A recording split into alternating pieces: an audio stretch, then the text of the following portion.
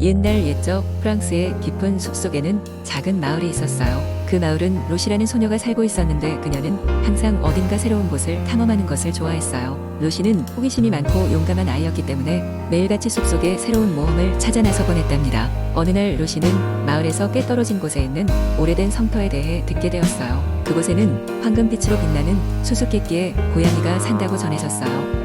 그 고양이는 마법의 힘을 가지고 있어 선택받은 자에게만 모습을 드러낸다고 했지요. 많은 사람들은 그 이야기를 듣고 성을 찾으려 했지만 몇몇 사람들은 성터에 다가가지도 못한 채 되돌아왔답니다. 하지만 로시는 그 이야기보다도 그 이상의 무언가가 자신을 기다리고 있다는 예감에 사로잡혔어요. 그래서 다음날 아침 용기를 내서 숲속 깊은 곳 성터를 찾아 나섰어요.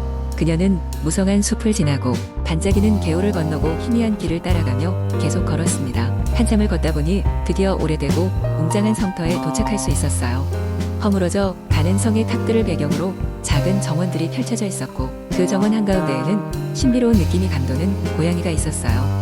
황금빛으로 빛나는 그 고양이는 로시가 다가가자 조용히 그녀를 응시했답니다. 로시는 숨을 죽인 채 멈추지 않고 고양이에게 다가가 그녀의 손을 뻗었어요. 그때 놀라운 일이 일어났어요. 고양이는 부드러운 목소리로 "너는 나의 친구가 될 수 있겠니?" 라고 물었어요. 로시는 고개를 끄덕이며 "물론이죠. 당신은 제가 찾던 친구인가요?" 라고 답했어요. 고양이는 조용히 다가와 로시의 발치에 앉아 그녀에게 마법의 비밀을 전수하기 시작했답니다. 이 고양이는 오래전부터 그 성터를 지켜온 수호자였고 인간과 고양이 사이에 우정의 다리를 놓아 줄 특별한 능력을 가지고 있었어요. 고양이는 이제 그 능력을 로시에게 나누어 주겠다고 했어요. 로시는 고양이와 함께라면 자신도 누군가에게 도움이 되고 특별한 일을 해낼 수 있는 용기를 얻을 수 있을 것 같았어요. 그렇게 로시는 황금 고양이와 친구가 되었어요. 둘은 함께 숲을 탐험하며 모험을 계속했답니다. 고양이는 로시에게 자연과 소통하는 법과 모든 생명이 가진 고유의 마법을 알려주었어요. 로시는 그 마법을 배워가며 마을 사람들을 돕기도 하고 숲의 친구들에게도 도움을 주었답니다. 마을 사람들은 처음에는 놀랐지만 점차 로시의 변화를 이해하고 받아들이게 되었어요. 그녀는 마을의 신비로운 친구로서 사람들에게 행복과 지혜를 나눠주며 살았지요. 시간이 흘러도 로시와 황금 고양이는 언제나 함께 다녔고 그들의 우정은 오래오래 지속되었답니다. 그리고 그 모험과 우정의 이야기들은 마을 사람들 사이에서 전해져 내려와 오랜 시간이 지난 후에도 사람들에게 희망과 용기의 상징이 되었답니다. 두 번째 이야기. 옛날 옛적 프랑스의 작은 마을 루세에 아름다운 과수원을 가진 낭작이 살고 있었다. 그의 과수원에는 사계절 내내 다양한 과일들이 자라났고 특히 한 그루의 사과나무에서는 황금빛으로 반짝이는 사과가 열렸다. 이 사과나무는 마을 사람들에게 큰 존재감을 주었다. 전설에 따르면 이 사과를 먹으면 영원한 행복을 얻게 된다고 전해졌다. 마을의 모든 사람들은 남작의 허락 없이는 그 나무에 손대지 않기로 약속하고 살아왔다. 어느 해 마을에 수수께끼 같은 낯선 사람이 찾아왔다. 그는 자신의 이름을 나르시스라고 소개했고 마을 사람들은 그의 깨어있는 인상과 말끔한 차림새에 호감을 느꼈다. 나르시스는 마을을 돌아다니며 여러 사람들의 이야기를 들었고 황금 사과에 대한 이야기도 듣게 되었다. 그의 관심은 즉시 그 사과에 쏠렸다. 어느 날 저녁 나르시스는 자신의 목적을 이루기 위해 작전을 세웠다. 그는 마을 사람들이 잠든 밤중에 남작의 과수원으로 몰래 들어갔다. 그는 사과나무 앞에 서서 신중히 사과를 살펴보았다. 이윽고 나르시스는 사과나무에 손을 뻗어 사과를 따려 했으나 이상하게도 그의 손은 사과에 닿지 않았다. 그는 왜 사과에 손이 닿지 않는지 이해할 수 없었고 당혹스러웠다. 그때 사과나무에서 부드럽고도 엄중한 목소리가 들려왔다. 나르시스여, 당신의 마음에 있는 욕망과 탐욕을 보고 있습니다. 당신이 진정 행복을 찾고자 한다면 황금 사과는 당신을 위한 것이 아닙니다. 놀란 나르시스는 사과나무가 말을 한다는 사실에 어안이 벙벙해졌다. 그러나 그는 포기하지 않았다. 그는 자신의 목표를 달성하기 위해 마을 사람들과 남작을 속일 계획을 세웠다. 다음 날 그는 남작을 찾아가 경작에 대한 지식과 경험이 있다며 과수원의 관리자가 되고 싶다고 말했다. 남작은 그의 정중한 태도에 감명을 받아 그를 관리자로 고용하기로 했다. 나르시스는 이제 과수원에 자유롭게 드나들 수 있었지만 여전히 사과를 차지할 방법은 찾아내지 못했다. 어느 날 밤 나르시스는 꿈을 꾸었다. 꿈속에서 그는 자신이 여자 엘프를 만났다. 엘프는 그에게 황금 사과의 진정한 유래와 비밀을 알려주었고 그것이 단순한 물질적 소유물이 아닌 삶의 경험과 진심에서 오는 행복의 상징이라는 것을 깨달았다. 꿈에서 깨어난 나르시스는 황금 사과에 대한 자신의 욕심을 내려놓기로 결심했다. 그는 마을에서 진정한 행복을 찾기 위해 마음을 열고 사람들과 소통하기 시작했다. 그는 곧 마을 사람들 사이에 진정한 친구를 만들었고 황금 사과 없이도 행복할 수 있다는 것을 깨달았다. 나르시스의 변화에 감명받은 사과나무 역시 그에게 특별한 말을 전했다. 나르시스여, 이제 당신은 진정한 행복을 찾았도다. 황금 사과는 바로 당신의 마음속에 피어난 연대와 사랑 그리고 진실한 마음의 상징이다. 그리하여 나르시스는 더 이상 황금 사과를 갈망하지 않았고 마을 사람들과 함께 진정한 행복을 나누며 살았다. 소문에 의하면 그 이후로 마을의 과수원에는 황금 사과가 더 많이 자라났고 누구든지 마음속에 행복을 찾은 사람들만이 그 사과를 볼 수 있었다고 한다. 세 번째 이야기. 옛날 옛적에 프랑스의 작은 마을에 엘리즈라는 용감하고 마음씨 고운 소녀가 살고 있었습니다. 엘리즈의 마을은 아름다운 들판과 숲으로 둘러싸여 있었는데 그중 한 숲에는 전설적인 마법의 꽃밭이 숨겨져 있다는 이야기가 전해 내려왔습니다. 마법의 꽃밭에서는 밤이 되면 신비한 불빛이 반짝인다고 했습니다.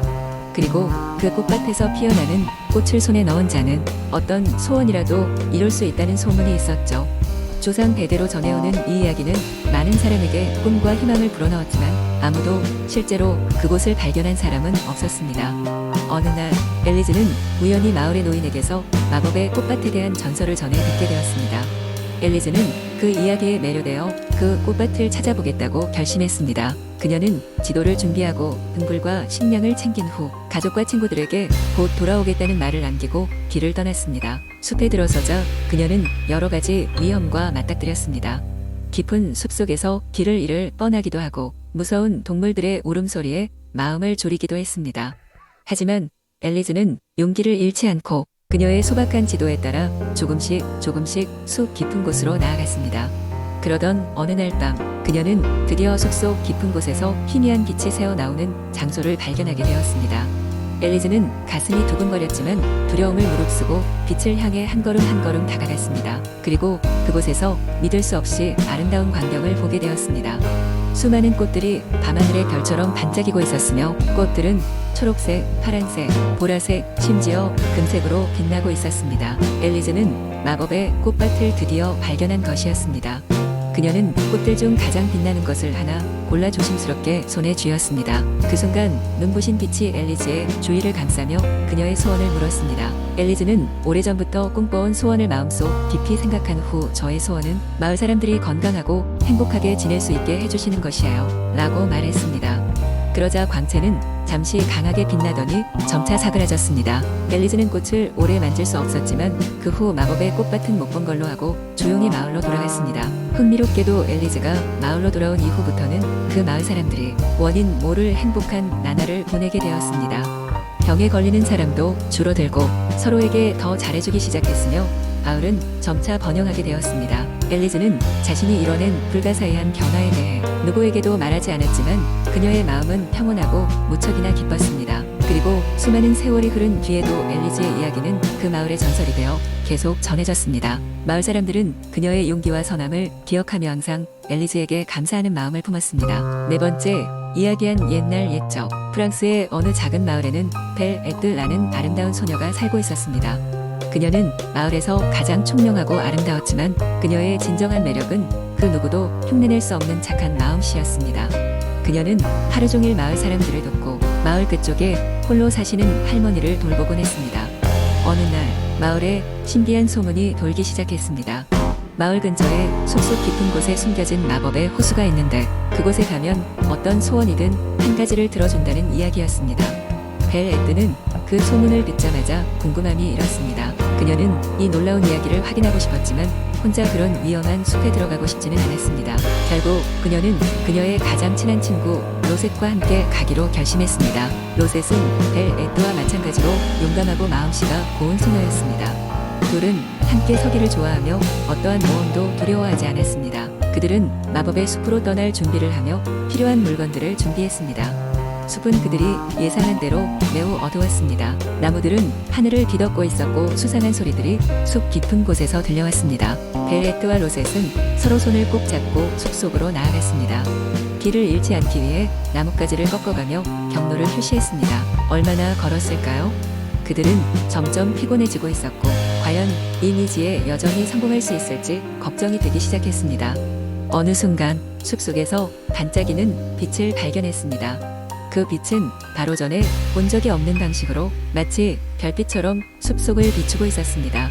그들은 무사히 마법의 호수에 도착했습니다. 호수는 깊고 맑았으며 마치 하늘의 별이 물 위에 떠 있는 듯한 신비로운 풍경을 자아내고 있었습니다. 벨레뜨는 호수 앞에서 진지하게 소원을 빌기 시작했습니다. 그녀의 소원은 그녀의 마을 사람들과 사랑하는 사람들이 항상 행복하고 건강했으면 하는 것이었습니다. 로셋은 그녀의 곁에서 함께 작은 목소리로 기도했습니다. 호수가 조용히 출렁이며 기분 좋은 바람을 일으켰습니다. 그들은 소원이 이루어졌다고 믿고 있었고 그 믿음은 이런 신비로운 장소라면 분명히 가능할 것이라는 희망을 주었습니다. 돌아가는 길에 그들은 숲의 흥미로운 사실들을 발견했습니다. 동물들이 그들의 곁에서 걷고 있었고 나무들은 더 이상 위협적인 존재가 아니라 그들을 보호해주고 있었습니다. 무사히 마을로 돌아온 벨, 에뚜와 로셋은 이 신비로운 모험을 통해 우정이 더 깊어졌으며 용기와 사랑이 어떤 마법보다 강력한 힘이라는 것을 깨달았습니다. 이 이야기는 마을에 전해지며 사람들에게 따뜻한 마음과 함께하는 것이 얼마나 중요한지에 대한 교훈을 남겼습니다. 그리고 벨, 에뚜와 로셋은 그 이후로도 수많은 모험을 떠나며 서로의 우정을 키워갔다고 합니다.